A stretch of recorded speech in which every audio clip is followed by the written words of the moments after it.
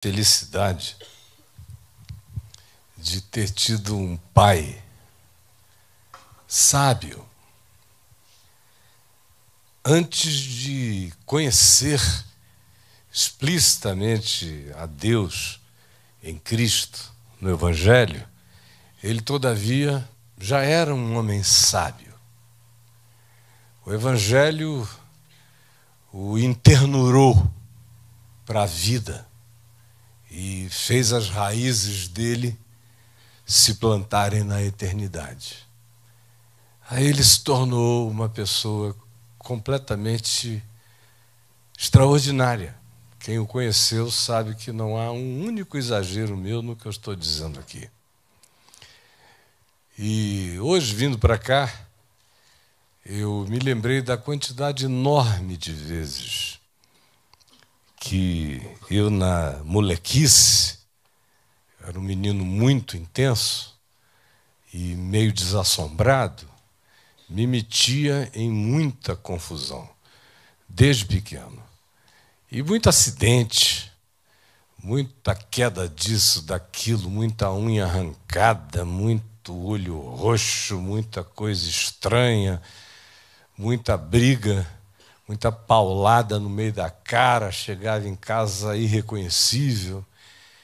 E ele nunca admitiu que eu me entregasse a qualquer forma de choro diante desse tipo de dor. Dor tópica. A dor de uma unha arrancada. Eu me lembro que eu aprendi a separar sofrimento de dor muito pequeno.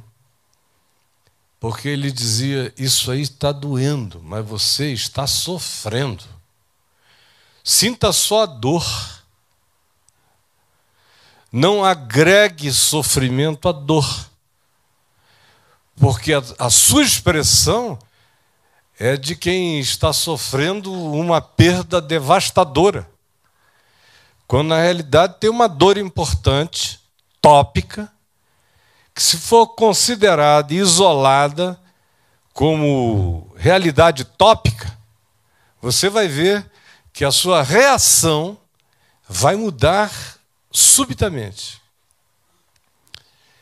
E eu passei dali para frente, cada vez mais, à medida em que eu fui amadurecendo, a tentar separar dor de sofrimento, como hoje aqui se diz. Em todo sofrimento tem dor. Foi o que a gente ouviu na poesia. Mas em nem toda dor precisa haver sofrimento. Quando você aprende a distinção, quando você isola o impacto tópico, traumático, que produz dor, do sofrimento, a dor diminui barbaramente.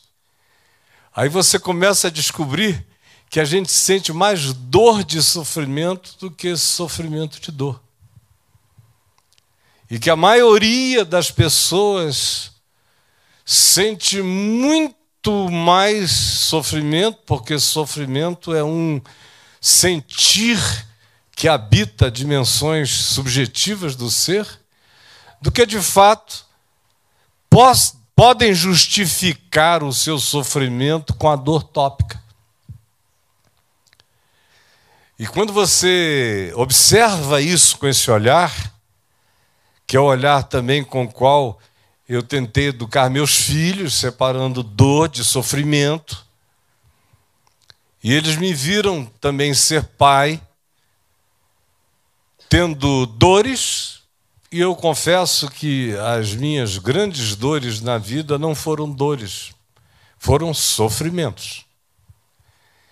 Eu não fui um homem até aqui que, graças a Deus, tive muitas dores. As minhas doenças físicas, que eu as tenho desde muito cedo, desde 27 anos de idade, sempre foram absolutamente menosprezadas por mim.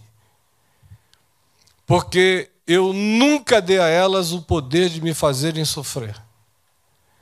Elas geravam incômodo, desconforto, eram graves, muitas delas, mas nunca me entreguei ao sofrimento, como eu vi alguns amigos que sofriam das mesmas coisas fazerem, de tal modo que alguns padeciam muito mais dos sofrimentos do que das dores. Eu, por exemplo, para ser franco, fora esses acidentes de esporte, de rua, de calçada, de coisas desse tipo, ou naquele tempo velho, quando você se permitia entregar aquelas violências de gangue de elite na noite de Copacabana ou de Ipanema, você saía com um cacete na cara, outro, machucado, mas no dia seguinte era só o trauma e você estava sorrindo. A coisa física mais grave que já me ocorreu me produzindo dor não foi há muito tempo atrás, quando esse meu pé direito descendo uma pirambeira, uma ladeira, ficou preso numa raiz. Eu vinha descendo, ele ficou preso na raiz, a terra do lado de cá foi embora, o pé ficou preso e virou para trás, quebrou o osso e todos os ligamentos. Eu olhei, eu estava igual uma curupira, com o pé todo para trás. Comigo estavam duas pessoas, um meu genro e um outro funcionário da VMVTV. Eu vi os dois, que não sofreram absolutamente nada e não tiveram dor nenhuma, todavia, na iminência de desmaiarem. Um deles, que vocês que assistem o Papo de Graça me veem toda hora fazer brincadeira com ele, o Gabiru, que é um bicho tosco, ogro, brabo, que não sente quase nada. Quando ele viu meu pé todo virado para trás, eu olhei para ele, ele é moreno, pardo, estava pálido, lânguido. E eu no chão com aquele pé virado, falando para eles, fiquem calmos, porque eu pensei que eles iriam ter alguma maior dificuldade do que eu.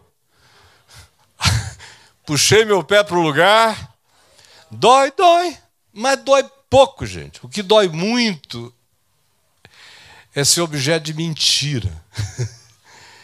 É ser tratado com maldade por quem você só deu amor e carinho. Isso dói.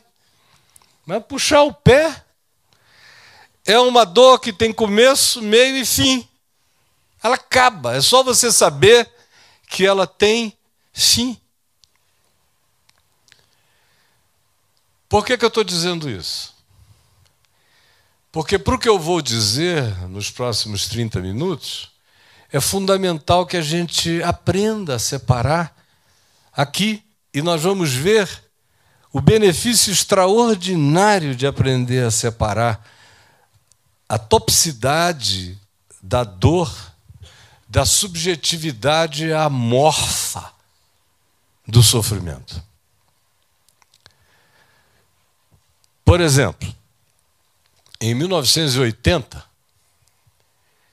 eu pregando num lugar no Rio de Janeiro, que ainda existe, mas naquele tempo era muito conhecido, chamado S8, era um ministério que tinha sido fundado pelo ex-governador do estado do Rio de Janeiro, Jeremias Fontes, e que deu um fruto enorme de conversão de milhares de jovens.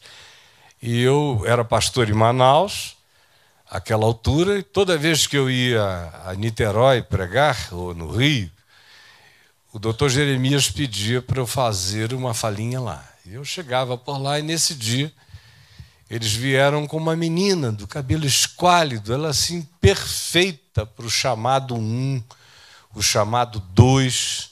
Ela tinha uma cara pronta, não precisava maquiar a companhia querida.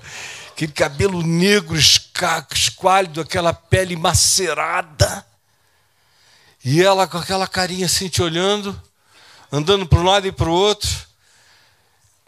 E o doutor Jeremias me disse, olha, ela está aqui com a gente há alguns meses, a gente está tentando discernir que espírito é esse que oprime essa menina. E queríamos saber se você não quer levá-la para sua casa, porque na minha casa, vocês não têm ideia de como já foi a minha casa no passado. E eu olhei para ela e falei, qual é o problema dela? O que ela manifesta aí? Aí ele falou, ela chora sangue. Aí se não fosse pelo amor no Espírito e no Evangelho, fiquei também muito curioso a respeito do fenômeno. Aí falei, vou levá-la para casa. Comprei uma passagem para ela, levei-a para minha casa. E aconteceu que eu a deixei lá em casa com a minha mãe e meu pai. Nós morávamos na casa ao lado e tive que fazer uma viagem de 2 meses. Quando eu voltei, a minha mãe me chamou num canto e falou, meu filho, pelo amor de Deus, o que você fez com a gente? Você deixou essa moça, ela não fala. Para ela dizer uma palavra é uma dificuldade. Agora, toda noite, ela derrama lágrimas de sangue. No princípio, eu não acreditei. E eu ficava lá, até com lupa eu olhei, eu enxuguei, eu chamei médicos da igreja, pedi para avaliarem sangue dela. Por favor, pega e cuida agora. Aí eu levei para minha casa e vi o fenômeno se manifestar. Depois de algum tempo, talvez uma semana, eu falei, eu queria que você saísse daqui de casa comigo e nós dois fôssemos para um lugar solitário. E nós fomos e nos assentamos lá e ela não falava nada, só olhava apavorada para um lado e para o outro.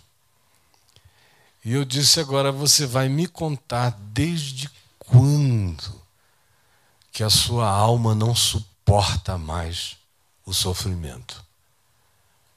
Aí ela, que sofrimento? Eu falei, o seu, o que fizeram com você, o que você fez com você mesma. E ela chorou, e o sangue vinha, era uma coisa esquisita. Vocês podem imaginar a cena dantesca. Eu falei, quem foi? Foi teu pai? Foi teu irmão mais velho? Foi teu pastor, teu sacerdote? Quem foi? E ela só me olhou e eu olhei para ela com a assertividade de quem intuía com certeza. E ela disse, foram os padres. Eu falei, como assim?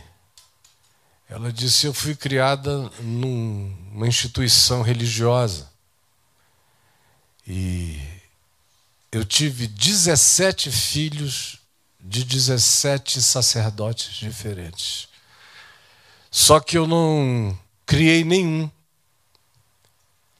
Eu os abortava, às vezes não dava para abortar em tempo. Eu cheguei a deixar que alguns nascessem e eu matei. E o último eu enforquei. Ela não precisava me dizer mais nada. Por que que uma mulher chorava sangue?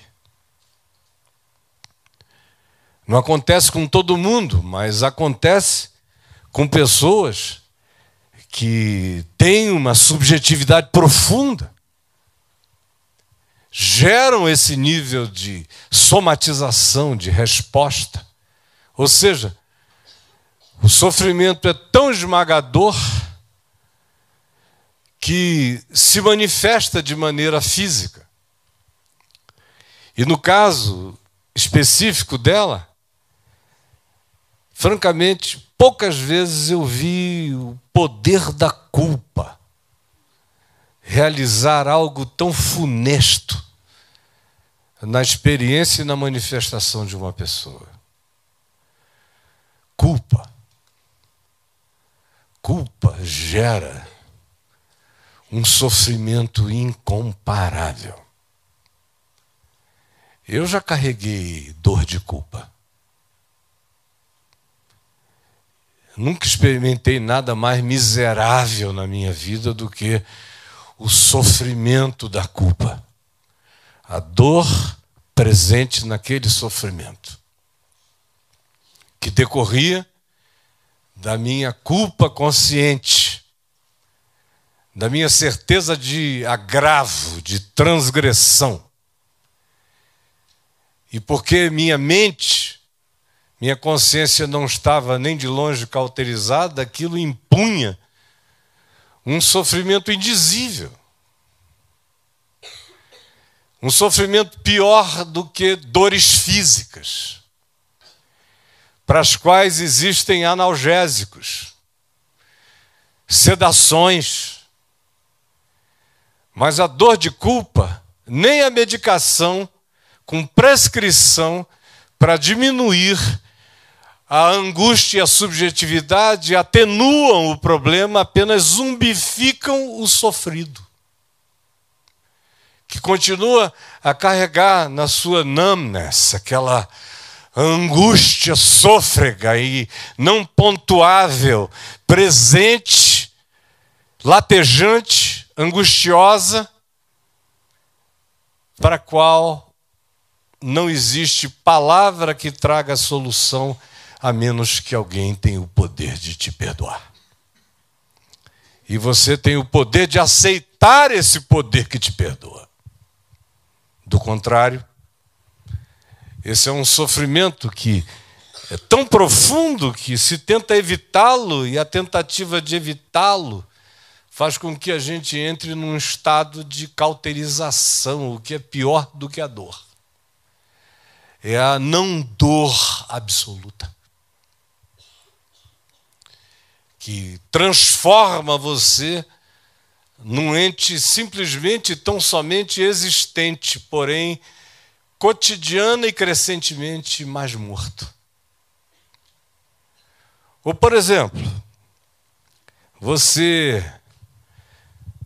está numa mesa de hospital acompanhando uma pessoa que está sofrendo porque fez uma cirurgia, está gemendo das consequências. Mas você sabe que daqui a um dia, 2, ela estará bem.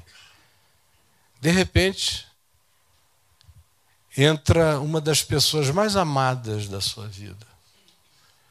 Te beija, começa a chorar e diz que tem uma coisa a te contar.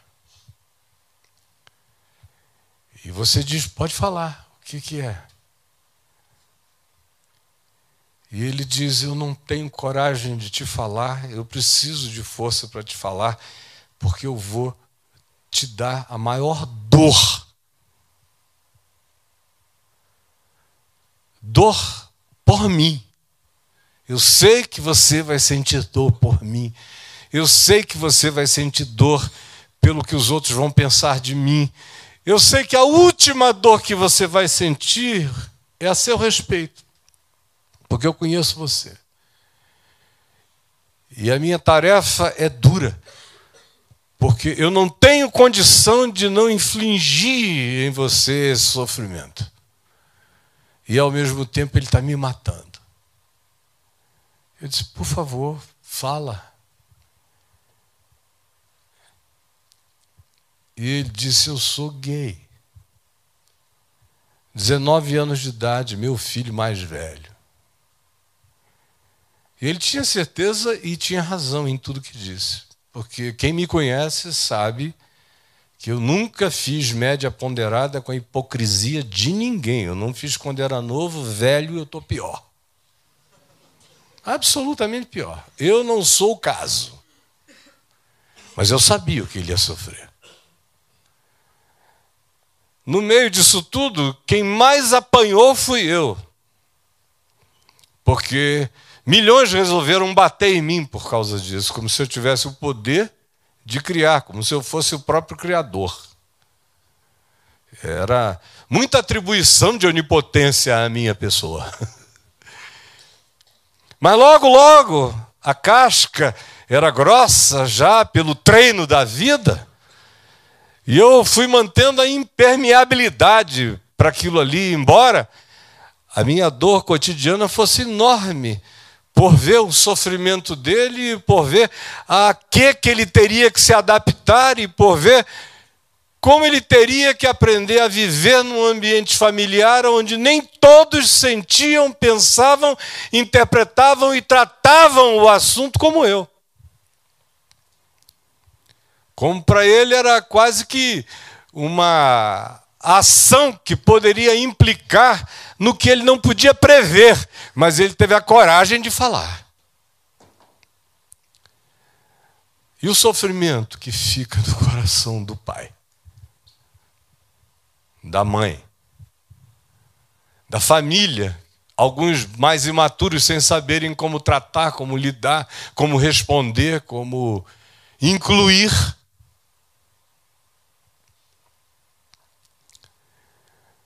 Nada estava doendo em mim. E tudo estava sofrendo em mim.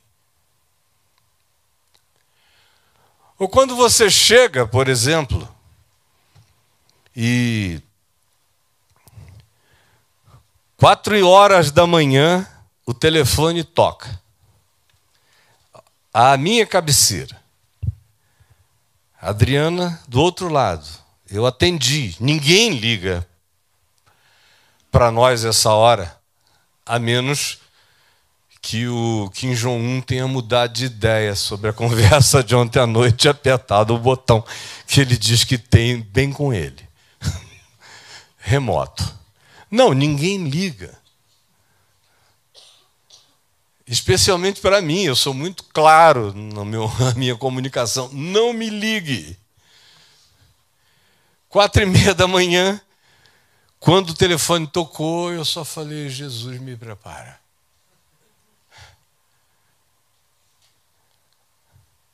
Aí, uma das nossas filhas, que estava no telefone, aí eu ouvi a voz do Davi, que está aqui, dizendo, me dá, me dá, me dá. Pegou o telefone, aí eu falei, quem foi? Ele falou, o Lucas.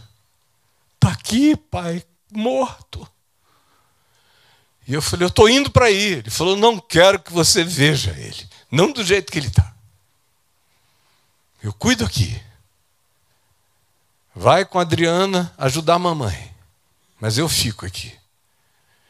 Ele, outros irmãos estavam ali, cuidaram de tudo. E você não sente dor. Não sente dor.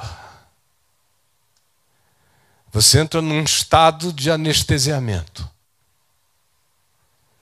Primeiro dia, você sepulta anestesiado. Você está habitando um mundo paralelo, um outro filosófico. Você crê na teoria das cordas da física naquele dia. Que você está habitando uma membrana ao lado. No segundo dia, você não sabe o que está sentindo. No terceiro dia, estranhamente você começa a achar que tem alguma coisa errada ainda com você. No quarto, no quinto dia, é que o dilúvio vem. É como num tsunami. O impacto gera aquele refluxo que retira do mar e da praia e da areia por quilômetros, esvazia tudo, até que você vê a parede imensa quebrando e arrebentando você. 21 dias na cama. Levantava, ia ao banheiro, sentava no computador e escrevia um texto. Escrevi uns 300 textos, 270 textos durante aqueles 21 dias. E voltava e dormia de sofrimento. Até o 21º dia, quando meu filho mais velho, esse que aos 19 anos teve essa coragem, essa hombridade de compartilhar comigo a verdade do que estava acontecendo com ele, me disse, pai, agora já está bom. São 3 semanas, vamos levantar e vamos à luta. Foi isso que você nos ensinou. Vamos lá. E eu enchi a minha agenda e fiquei pregando todas as noites, e 3 meses depois mudei dali para Brasília e iniciei o caminho da graça. E o que é que aconteceu? Eu descobri que, no meu caso, por causa da minha consciência e fé, aquele sofrimento foi se adocicando. Foi ganhando melodia, foi ganhando cheiro de eternidade, foi me fazendo amigo de anjos, me fez íntimo do céu, me deu uma capacidade estranha. Minha mulher que está sentada ali lembra disso, de como um dia eu cheguei a ela e disse: meu Deus, eu abri a porta do quarto, levei aquele bafo de glória. Bah! Quase fui chupado para dentro da glória. E lágrimas e lágrimas. Sofrimento? Sim. Profundamente internurado. Sem perguntas, sem questões, sem nenhuma filosofação, sem elucubração de nenhuma natureza, sem uma pergunta para o céu, nem para a terra, nem para nada, nem para ninguém. Ou então, quando você recebe alguns telefonemas simultaneamente no mesmo dia de pessoas importantes no país, dizendo que tem uma coisa para acontecer e que vão jogar em cima de você, e você não sabe ainda o que é. Até que no dia 15 de novembro de 1998 explodiu. Bah! Aí eu vi o que era. Não tinha uma cutícula doendo em mim, não havia nenhum desconforto físico de qualquer natureza, mas ali, mais do que nunca antes, eu conheci o poder esmagador da falência e da vergonha. Sofrimento horroroso. Amputaram uma perna, um braço, alguma coisa, como eu disse, gera dores tópicas, com algumas consequências também tópicas que haverão de passar. Mas naquele dia, naquela hora, eu olhei para tudo e eu não podia descrever o que estava acontecendo, mas o nível de sofrimento e tudo quanto ele envolvia, a saber, minha existência inteira, se transformou num sofrimento carregado por uma dor indizível até então. Eu só fui conhecer dor pior do que essa quando meu filho Lucas morreu naquela madrugada que eu falei. Agora, por que eu estou dizendo essas coisas aqui? Se eu vim aqui a falar sobre este tema do sofrimento, justamente porque eu estou lançando um livro. O que o sofrimento ensina? Aliás, um livro que eu não trouxe para cá hoje à noite. Eu sou um desses caras que você não me pergunte preço de livro, aonde vende, ou de qualquer outra coisa que eu faço, porque eu realmente não sei. E não estou de brincadeira, não sei. Mas eu vim para lançá-lo amanhã, ali no Center Norte, na Saraiva. E ele não veio para cá. Mas, sendo esse o tema e a razão dessa nossa conversa aqui hoje à noite, eu quero apenas afirmar que há 2 aumentadores de sofrimento na nossa subjetividade. Há muitos outros, mas esses 2 são os mais importantes. Enquanto a gente não tem isso solucionado na gente, os sofrimentos tendem a ficar desproporcionalmente grandes e, às vezes, incuráveis em nós. Ou seja, primeiro é a autovitimização. Se uma pessoa autovitimada, não tem cura para nada. Nada. Olha, eu estou nessa coisa de atender gente há 45 anos. Todo tipo de gente. E uma coisa eu tenho como um absoluto dentro de mim. Uma pessoa que começa a fazer uma narrativa autovitimada do seu sofrimento, a menos que estanque esse processo, ela se retroalimentará indefinidamente dele, ele só crescerá, crescerá, crescerá e se tornará absolutamente insolúvel.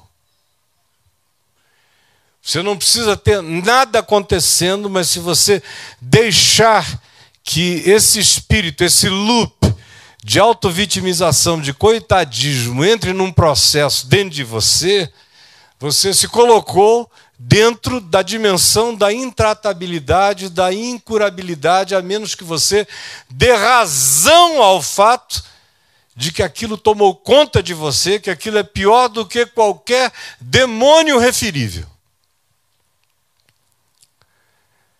E estanque o processo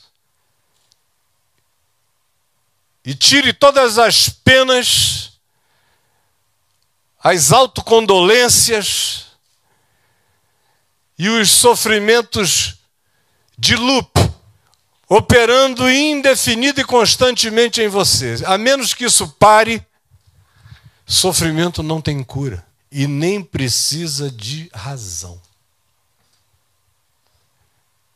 Não precisa de razão. Lá no Caminho da Graça, em Brasília, tinha um rapaz que mudou há 3 meses para Salvador, para a estação do Caminho Salvador. Ele tem paralisia cerebral, Junoca. Quem assiste o Papo de Graça vê de vez em quando referências ao Junoca, ou quem vai na minha página lá no Face, ele faz umas coisinhas, ele separa frases minhas e bota lá. Pois bem, quem conhece o Junoca sabe que ele não mexe nada. Com 46, 47 anos, todo enquirquilhado. A única coisa que funciona nele para fins de comunicação, no Stephen Hawking, era a bochecha. Ele falava com a bochecha, tocando ali no sensor do equipamento. Ele é um dedinho que ele toca lá no pé. Ele escreve tudo. Um dos grandes problemas que ele teve na vida foi mulher apaixonada por ele. Aquela cadeira, ele não consegue falar nada. E a mulherada... Porque ele olha para você, você sente que ele não tem nenhuma pena dele. Ele está presente. Tem um homem ali resolvido. Isso atrai qualquer um. É profundamente atraente. Casou com a moça. Mudou para Salvador. E todo dia tem um monte de meninos lindos, de 30, 32, 27, garotas maravilhosas, me escrevendo, reclamando da vida. É um negócio... O cara não consegue sair de casa e você pergunta se ele tem problema nas pernas. Não, nos braços, na visão, na audição. Se ele teve alguma... Não, ele simplesmente se auto-impediu. Ele instituiu seu auto-impeachment existencial e pronto. Por quê? 98% das vezes tem a ver com auto-vitimização e exclusivamente com isto. O segundo grande aumentador de sofrimentos na gente é a ausência de transcendência. Uma pessoa sem transcendência vai sofrer até morrer ou até se cauterizar, o que é morte. Eu me lembro que quando eu era bem jovem, pastor em Manaus, um dos homens mais ricos do país, naquele tempo ali do norte, nordeste, ele era o mais rico conhecido. E eu era amigo do filho mais velho dele, tinha a minha idade, e o garoto sofreu um acidente de moto, morreu instantaneamente, atropelado. Depois de uns 6 meses, meu pai e eu ficamos sabendo da inconsolabilidade daquele pai. E decidimos ir visitá-lo. E cheguei lá, ouvi aquela história toda. Resumo. Ele veio a falecer há poucos anos atrás. Aquilo habitou o coração dele incessantemente por 45 anos. Ele escreveu um livro preto, 2 vezes mais grosso do que a minha Bíblia. Preto. Era a Bíblia do lamento dele. Contra tudo, contra a existência. E quando eu conversava com ele e falava que o filho dele não tinha morrido, ele ficava quase que com raiva de mim. Até que meu irmão de 19 anos faleceu. Também num acidente de carro. Também ali, na proximidade da morte do filho dele, talvez 2 anos depois. E eu fui visitá-lo. E ele me disse: eu soube que você perdeu seu irmão, como é que está seu pai? Falei: graças a Deus está muito bem. E a sua mãe? Eu falei: também. E você? Eu falei: estou ótimo, graças a Deus. E o sofrimento? Eu falei: o sofrimento é real. E o que você está fazendo com ele? Eu falei: eu estou apenas dizendo ao meu coração para ter paciência. E ele disse: como paciência? Eu falei: porque é só uma questão de tempo. E eu vou encontrá-lo. É como quem atravessou um oceano no passado, te deu um beijo e você sabia que nunca mais vocês iriam se ver no planeta.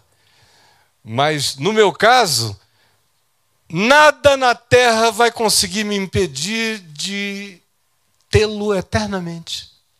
Porque, para mim, a morte morreu. Se você não tem transcendência, toda dor chega para ficar e todo sofrimento se perpetua para te oprimir eternamente. Aí você me pergunta, o que o sofrimento pode e gera de positivo para uma pessoa? De negativo, eu venho falando de maneira resumida, eu falaria até o fim da semana que vem sobre o que isso gera de negativo. Gera tudo. Agora, de positivo, o extraordinário é que sem sofrimento também nada de bom acontece. Sem sofrimento você sente cócegas, prazeres, sente bem-estar. Você sente todas as realidades que se manifestam como agrados da frugalidade, mas que não se enraizam no ser. Cada um de vocês aqui, se quiser olhar para o coração, para a mente, vai declarar que os grandes saltos quânticos, existenciais, comportamentais que vocês deram por causa do sofrimento. Sem dor que decorra da frustração mental, do acachapamento que prova a sua impotência, sem todas essas realidades que definem a sua mortalidade, a sua pequenez, a sua fragilidade, a sua realidade completamente pueril, você não ganha e não adquire as densidades com as quais você se preparará para enfrentar qualquer que seja o ângulo e a perspectiva da existência conforme ela venha. Porque ela vem. inapelavelmente vem. Essa é a profecia mais fácil de fazer, sabe qual é? Eis que eu vos digo em nome do Senhor que todos vós sofrereis. Isso é uma profecia que já está dita, feita. No mundo tereis sofrimento. Mas tem de bom ânimo, porque o sofrimento faz parte. E eu venci o mundo através do sofrimento. Sofrimento nesse mundo caído de relatividades é o que o C.S. Lewis chamou de o megafone de Deus. É aquele grito no nosso entorpecimento, no nosso surto de soberania, de poder, de onipotência, de inteligência, de força física, de beleza estética, de genialidade, ou de relacionalidade, ou de multiplicidade de amigos, ou de reconhecimento. Todas essas coisas maravilhosas que nos surtam, que nos ensoberbecem, que nos enlouquecem, que nos distanciam da própria realidade, que nos fazem crer em ambientes absolutamente fantasiosos, em miragens. Essas são as realidades que, quando chegam, ou essas fantasias aplicadas a nós, são aquelas que nos entorpecem a ponto de nos tirarem a verdadeira sabedoria, a verdadeira lucidez, a verdadeira compreensão, que sempre vem em decorrência da nossa relativização. Sem relativização ninguém cresce. Não é à toa que Jesus disse que a mulher, quando está para dar à luz, sente dores. Mas, depois de nascido o menino, já nem se lembra mais das dores pela alegria de ter trazido ao mundo um homem. Até o milagre mais glorioso da humanidade, que é a procriação, acontece com o batismo do sofrimento.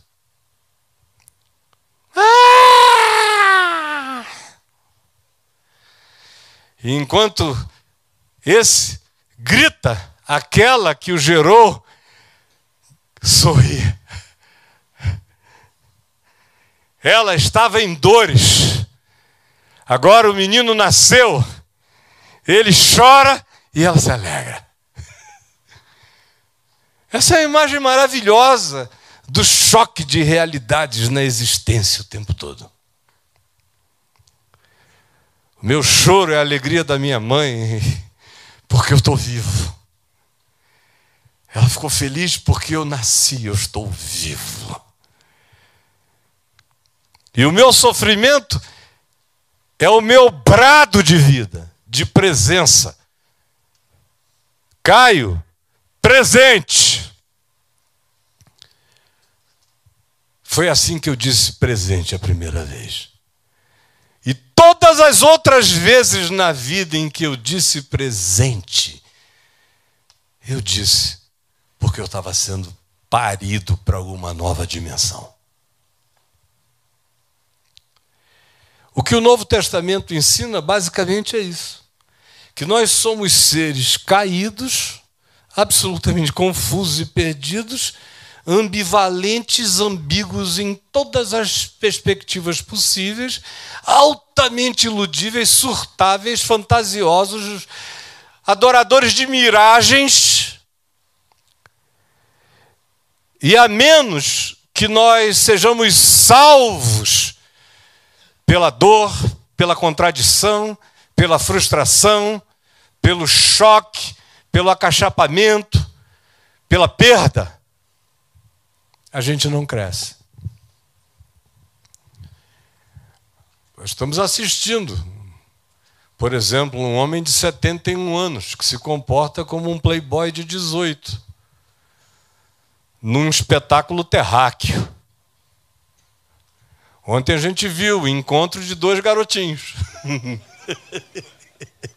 Isso é muito interessante. se não fosse a coisa atômica. É muito interessante. 2 garotinhos, 2 mimados. 2 grandes mimados. Um vem sendo mimado já há 3 gerações de mimo. Mimo, games, pôquer atômico. E o outro também, é um grande mimado. Ali pode habitar esperteza, pode habitar qualquer tipo de malandragem, pode habitar genialidade, pode habitar o que você queira, mas ali sabedoria não habita.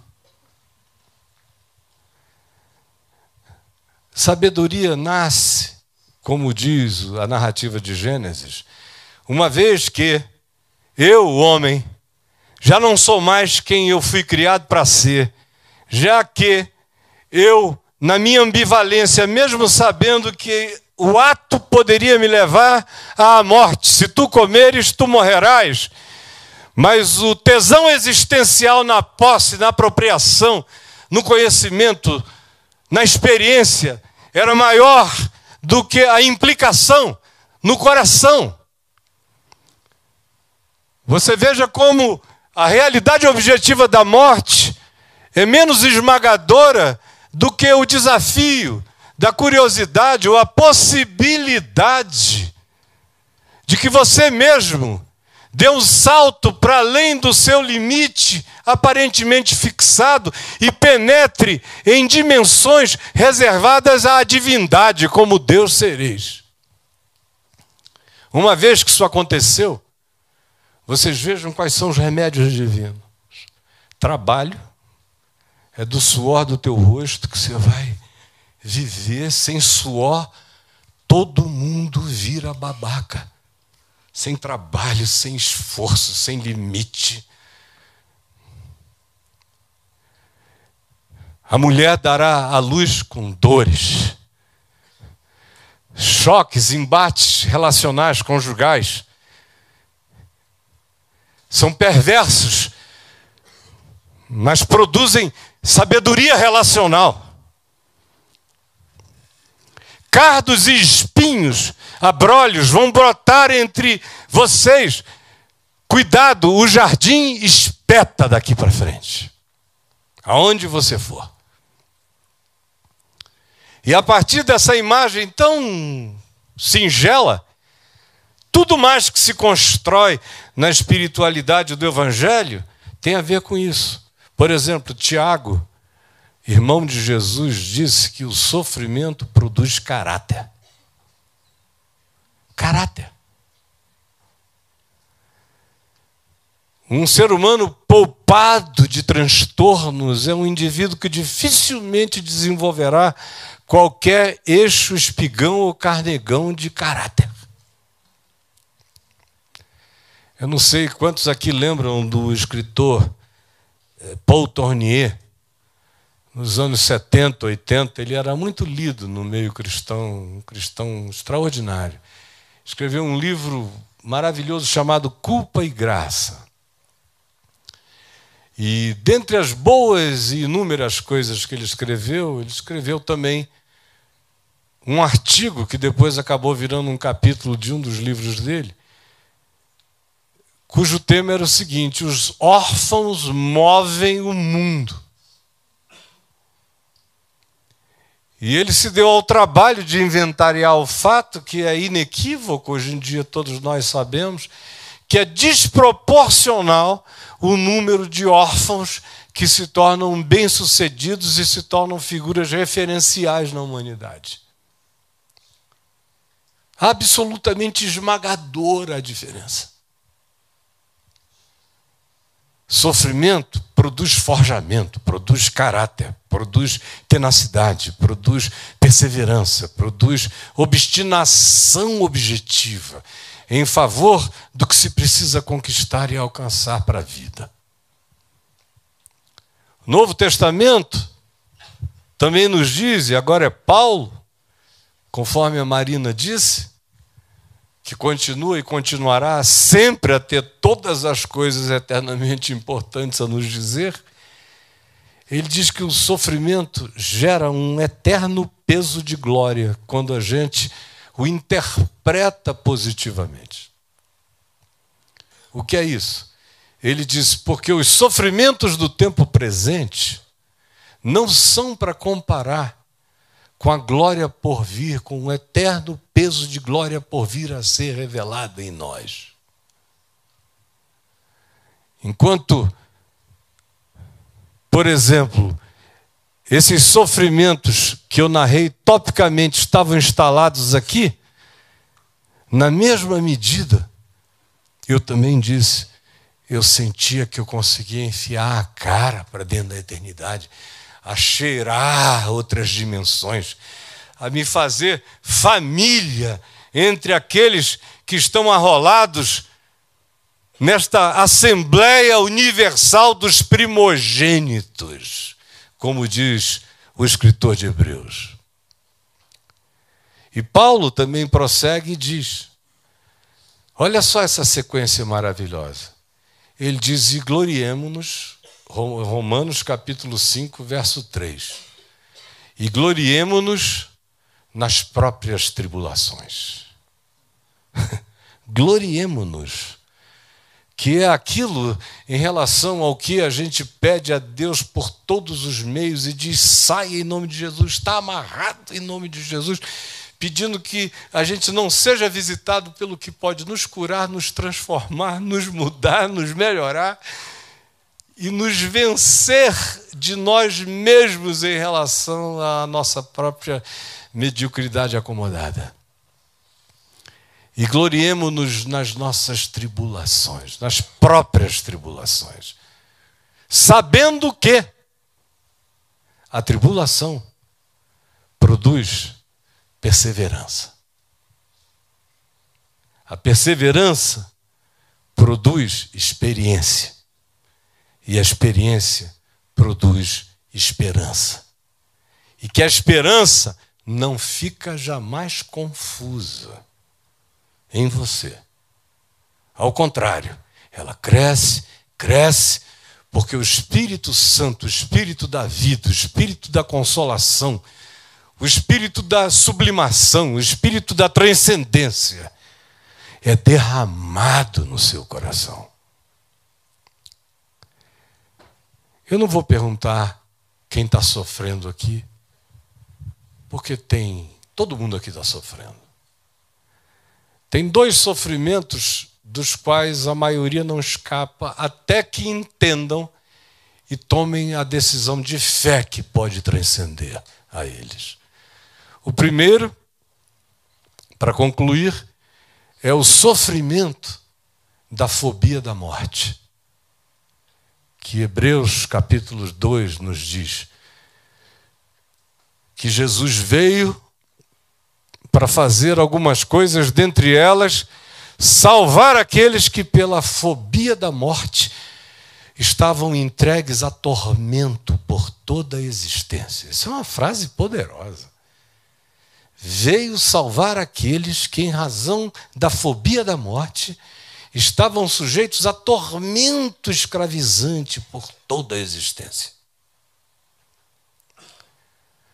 Quando o indivíduo não tem a morte como vida, não entende que a morte morreu, que ela virou só uma porta dimensional, que não é nada além disso, enquanto você não se desassombra disso, não enxerga isso com a naturalidade da vida, porque para mim o viver é Cristo e o morrer é lucro, enquanto você não atinge isso, você lateja com a angústia da fobia da morte, que mantém você em estado de tortura e tormenta escravizantes por toda a vida. E o que é que isso produz? Produz tudo mais que o mundo faz. O mundo age em razão da contagem regressiva da fobia da morte. Está todo mundo correndo porque está acabando. O nosso tempo está acabando. Quanto tempo mais eu tenho? Acabou. Eu não estou dizendo? Está na regressiva. Vai. Todo mundo, a gente tem que fazer coisas. A gente tem que ter um bom resultado, e eu estou até o talo com a Marina nessa eleição, porque senão, Deus me livre do que pode acontecer. Agora, é uma regressiva, a gente está na regressiva o tempo todo. A garotada aqui, eu não vou perguntar quem não é casado e quem está com angústia regressiva aqui. Quase todo mundo com angústia regressiva. Assim, menos um, meu Deus. 29, 30 e menos um. Pá, vai. Quando chega nos 45 e não emplacou, regressiva, regressiva. O óvulo está velho. Ai, meu Deus, como é que eu faço? Será que eu vou entrar na menopausa e não aconteceu?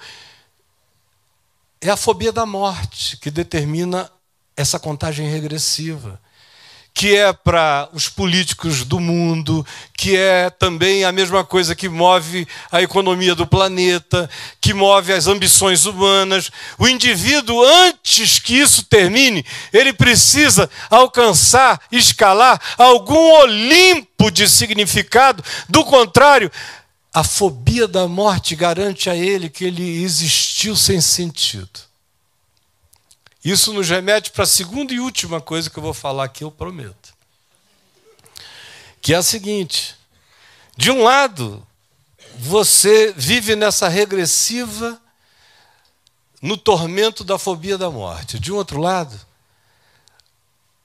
desde a narrativa do Éden, que é assim, de um lado, o que se tem, o que se pode conquistar, o que se pode apropriar, é irresistivelmente desejável. De um outro lado, se diz, você vai morrer.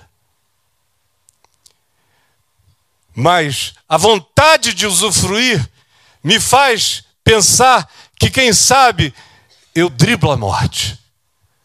E aí descubro que não. E aí instaura-se em mim uma última coisa sobre a qual eu quero falar aqui. É a certeza de que nada é mais apavorante do que, de fato, ter coragem de ser. Lá no livro do Apocalipse, no capítulo 9, há aquela referência dos seres estranhos que saem do abismo com cabelo de mulher, cara de leão, dente de feras, rabo de escorpião, barulheira de exércitos saindo para a guerra, vibrando uma aflição enorme no ar. Lembram dessa descrição desses seres? Que diz que eles não matavam os humanos, eles só infligiam nos humanos ardente desejo de morrer. Mas a morte foge deles.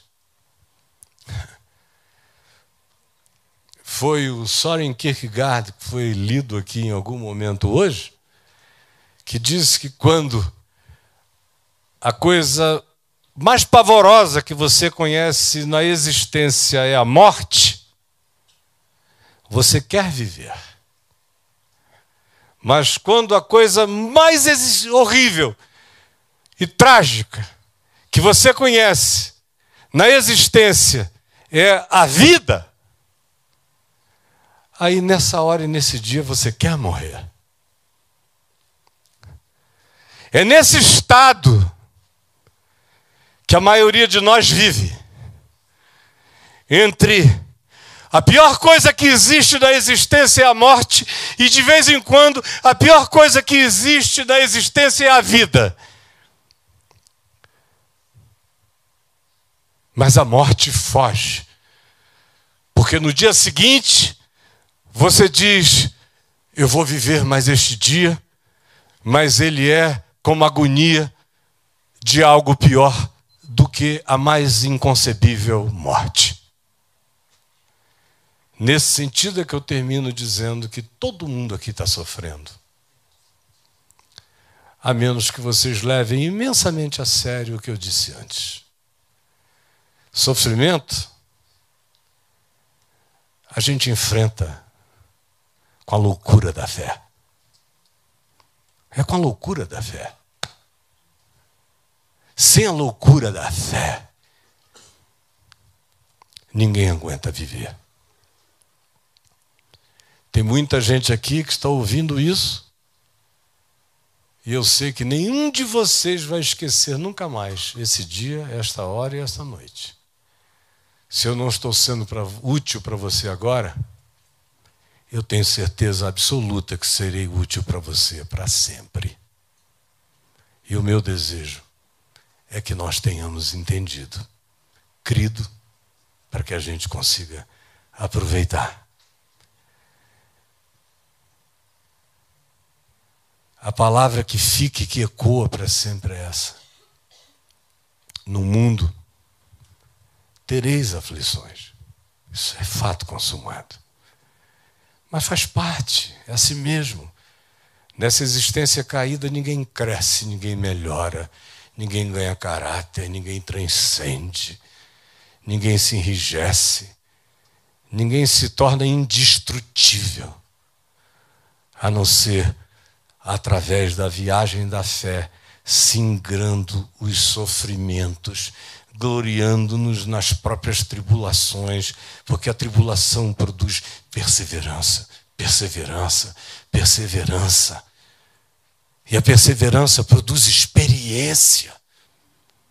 E a experiência gera um ser que é esperança. Que Deus nos abençoe. Em nome de Jesus. Foi um prazer estar com vocês.